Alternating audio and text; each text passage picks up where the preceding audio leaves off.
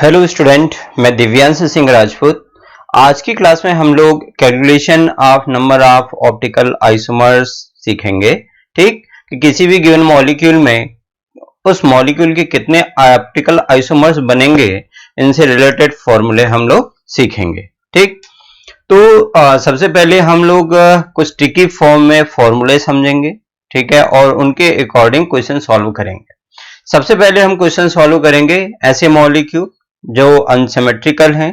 ठीक, उन्हें उनके ऑप्टिकल आइसोमर्स हम फॉर्मूले के फॉर्म में डायरेक्ट कैसे निकाल सकते हैं ट्रिकी मैनर में, इसके बारे में सीखेंगे। इसके बाद हम डिस्कस करेंगे ऐसे मॉलिक्यूल जो सिमेट्रिकल हैं और उनमें even number of asymmetrical carbon atoms present हैं। ठीक, यानी कि 2, 4, 6 या 8 कैरल कार्बन ऐसे मॉलिक्यूल में प्रेजेंट होंगे।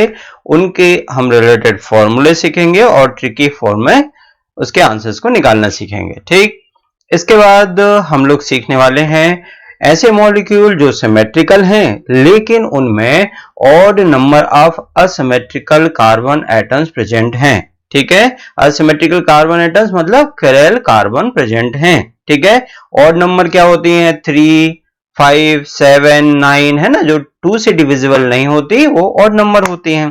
ठीक, तो इससे रिलेटेड फॉर्मूला और उसकी हम कैलकुलेशन सीखें। आइए हम क्वेश्चन फर्स्ट सॉल्व करते हैं। Find maximum number of stereoisomers that could exist for the compound. हमें कंपाउंड गिवन है। सबसे पहले आप इसमें number of chiral carbon find out कर लेंगे। कैरल कार्बन क्या होते हैं? ऐसे कार्बन जिसकी चारों वैलेंसी से डिफरेंट ग्रुप और एटम्स अटैच्ड होते हैं, उन्हें हम कैरल कार्बन बोलते हैं। तो इस तरीके से आप देख रहे हैं कि ये वाला कार्बन कैरल कार्बन होगा, इससे अटैच्ड सभी ग्रुप डिफरेंट है, राइट।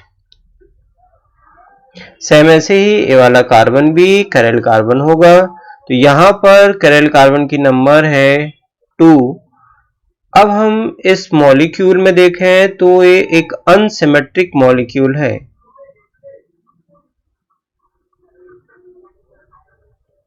ठीक, ऐसे केसेस में जब मॉलिक्यूल अनसिमेट्रिक हो तो हम number of stereoisomers find out करने के लिए फॉर्मूला अप्लाई करेंगे।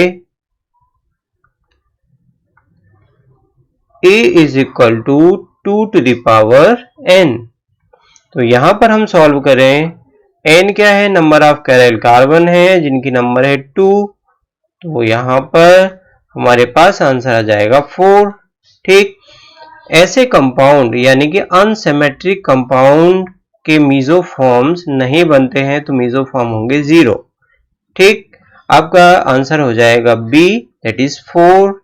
इसके स्टीरियो आइसोमर्स पॉसिबल होंगे। अगर हमसे क्वेश्चन पूछा जाता कि इससे कितने रेशमिक मिक्सचर फॉर्म हो सकते हैं, तो आप क्या करेंगे? जितने भी ऑप्टिकल एक्टिव आइसोमर्स ऑब्टेन हुए हैं उनके half, that is 2 racemic mixture इससे फॉर्म हो सकते हैं। ठीक, total number of stereo isomers के केस में हम जितने भी ऑप्टिकल एक्टिव आइसोमर्स हैं और मीजोफॉर्म हैं दोनों का सम कर देते हैं। लेकिन क्योंकि अनसिमेट्रिक मॉलिक्यूल की मीजोफॉर्म पॉसिबल नहीं है तो जितने भी ऑप्टिकल एक्टिव आइसोमर्स होंगे वो टोटल स्टीरियो आइसोमर्स हो जाएंगे। नाउ अब हम क्वेश्चन सेकंड सॉल्व करते हैं। क्वेश्चन सेकंड है the maximum number of stereoisomers that could exist for the compound. तो हमें जो गिवन कंपाउंड है, सबसे पहले हम कैरल कार्बन फाइंड आउट करें। तो यहां पर 1, 2, 3 और 4। तो यहां पर कैरल कार्बन की नंबर है 4। ठीक, इस मॉलिक्यूल को केयरफुली अगर आप ऑब्जर्व करेंगे तो इसमें एक प्लेन ऑफ सिमेट्री है, यानी गिवन मॉलिक्यूल सिमेट्रिक है।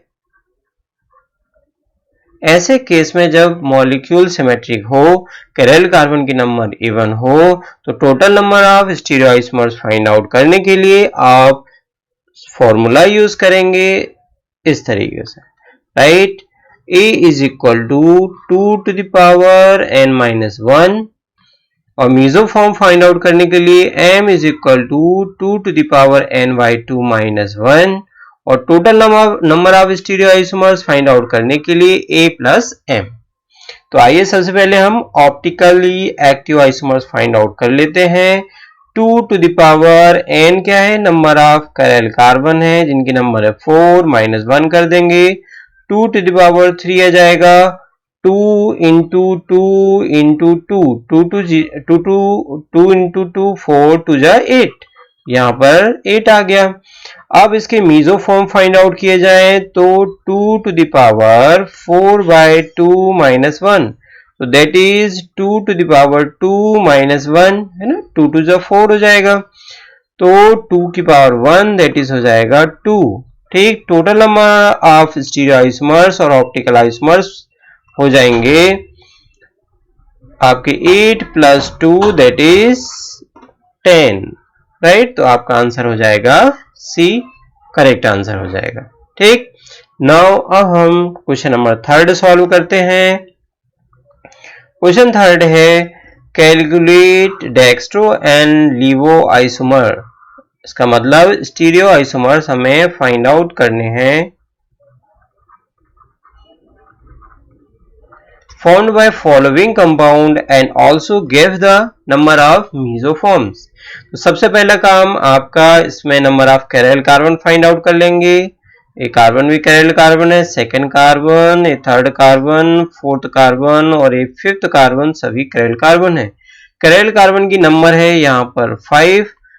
गिवन मॉलिक्यूल में आप देख रहे हैं कि इसमें एक प्लेन ऑफ सिमेट्री है, ए हाफ, इस हाफ की मिरर इमेज है। ठीक, तो इसमें एक प्लेन ऑफ सिमेट्री है, ये सिमेट्रिक मॉलिक्यूल है। ऐसे केस में जब मॉलिक्यूल सिमेट्रिक हो और उसमें number of chiral carbon odd number में हो, तो ऐसे केस में total number of stereoisomers find out करने के लिए आप फॉर्मूला यूज करेंगे इस तरीके से, राइट। तो यहां पर हम optically active isomers find out करेंगे इस फॉर्मूले की हेल्प से और मीजो फॉर्म फाइंड आउट करेंगे इस फॉर्मूले की हेल्प से।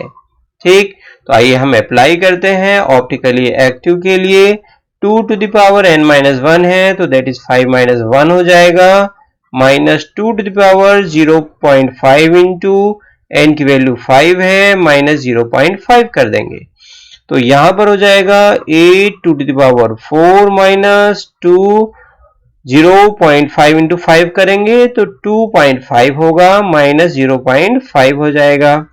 ठीक, इसे सॉल्व करेंगे तो 2 into 2 into 2 into 2 -2 to the power हो जाएगा 2, तो 8 2 2 जा 4, 2 जा 8, 2 जा 16 हो जाएगा। यहाँ पर 16 माइनस और 2 2 जा 4, यानी A इज इक्वल टू हो गया 12। ऑप्टिकल एक्टिव आइसोमर्स की नंबर कितनी है, 12 है।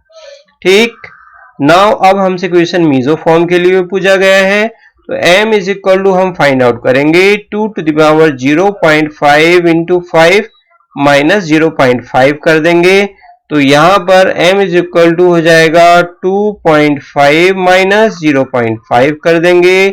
ठीक, तो m इज इक्वल टू हो जाएगा 2 टू द पावर 2, यानी m इज इक्वल टू आ गया 4। ठीक, तो यहां पर total number of stereo isomers कितने हो जाएंगे, 12 + 4 दैट इज 16। आपका करेक्ट आंसर हो जाएगा डी, 16। ये नंबर जो है वो टोटल ऑप्टिकल आइसोमर्स हैं, और अगर हमें ऑप्टिकली एक्टिव आइसोमर्स पूछता तो 12 थे। मीजोफॉर्म, सिर्फ मीजोफॉर्म पूछता तो इससे 4 मीजोफॉर्म पॉसिबल थे। ठीक है, तो इस तरीके से आपसे इससे रिलेटेड क्वेश्चंस पूछे जा सकते हैं। Thank you for watching this video dear student. आज की क्लास में हम लोगों ने क्या क्या सीखा, ट्रिकी फॉर्म में किसी भी गिवन मॉलिक्यूल के कितने number of optical isomers possible हैं, इसके बारे में हम लोगों ने सीखा। आइए अब हम मिलते हैं नेक्स्ट क्लास में नए टॉपिक के साथ। Again thank you.